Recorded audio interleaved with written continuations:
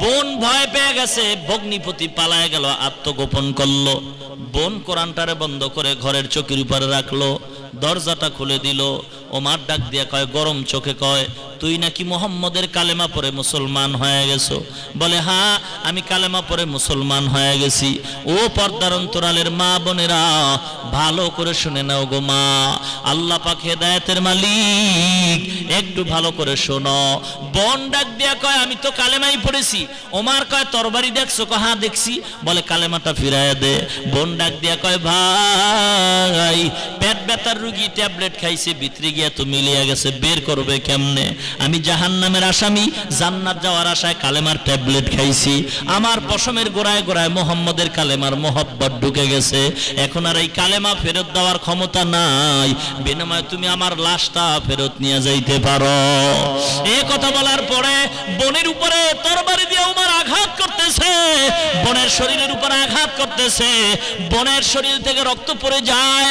বোন কান্দে আর কয়, ভাই সন্তানকে যদি মা মারে বাবার কাছে আশ্রয় নেয়, বাবা যদি মারে মায়ের কাছে আশ্রয় নেয়, ভাই তুমি আমাকে আর মারিও না, আমি ব্যথা সহ্য করতে পারি না, তুমি মাফ করে দাও। ওমর বোনের কান্না দেখি অন্তরে মায়া লাগছে, আল্লাহর কালামের দিয়ে তাকায় কয়, বোন ওটা কি দেখা যায়? বলে, আল্লাহর কালাম। বলে, একটু ধরতে চাই। বলে, না না, তুমি নাপাক গোসল করে নাও। ওমর গোসল করে রেডি হইয়া 16 পারা সূরা তাহা পড়া শুরু করলো। তাহা মা আনজালনা আলাইকাল কুরআনা লিতাশকা। ওমরের চোখের পানিগুলি পড়া শুরু হয়ে গেল। কারণটা কি? বলে, নেগেটিভ পজিটিভ দুইটা ফেজে কারেন্টের বাতি জ্বলে, যখন গুনাহটা একসাথে হয়ে যায় তখন লাগলে আগুন জ্বলে, লাগলেই আগুন জ্বলে। আমার আল্লাহ বলেন, নূরুন আলা নূর। এ বান্দা, মানুষের অন্তরের মধ্যে হেদায়েত গ্রহণ করার আলো আছে। যখন কোরআনের দুইটা আলো যখন এক জায়গায় হয়, এই দুইটা তার যখন এক জায়গায় হয়, তখন বান্দার অন্তরে ঢুকিয়া মাওলার কুদরতি ঘরে আগুন লাগিয়া যায়। তখন বান্দা সহ্য করতে পারে না। ওমরের মধ্যে কুফরিয়াতের আগুন ছিল, কোরআনের আলো নাই। যখন ওমর কোরআনটার হাতে নিছে, সঙ্গে সঙ্গে কলিজার মধ্যে হিট করছে, কলিজার মধ্যে আগুন লাগায় দিছে কুফরিয়াতগুলি জ্বালাইয়া। এবার ওমরের চোখের পানি পড়ে আর বলে, ও বোন, এই কথাগুলি এত সুন্দর, এই লোকটা না জানি আরো কত সুন্দর, আমাকে একটু নিয়ে চল, ওই লোকটাকে একবার দেখার মনে চায়। ওমর এবার রওনা হয় পয়গম্বরের দরবারে।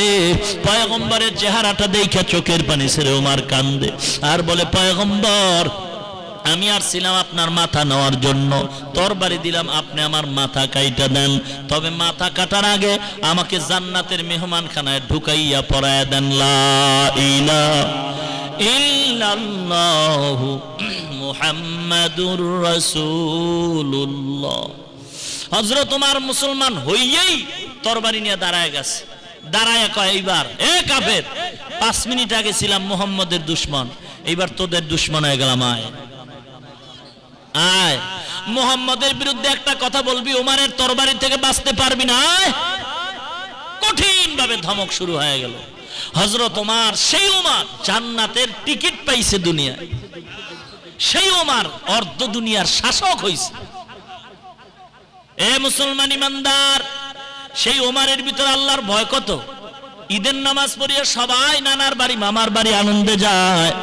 হযরত ওমর দরওয়াজায় তালা লাগায় কান্দে। আবু হুরায়রা বলে, কান্দেন কেন? আজকে খুশির দিন। ওমর বলে, খুশি তো ওই ব্যক্তি করতে পারবে যার অন্তরে কোনো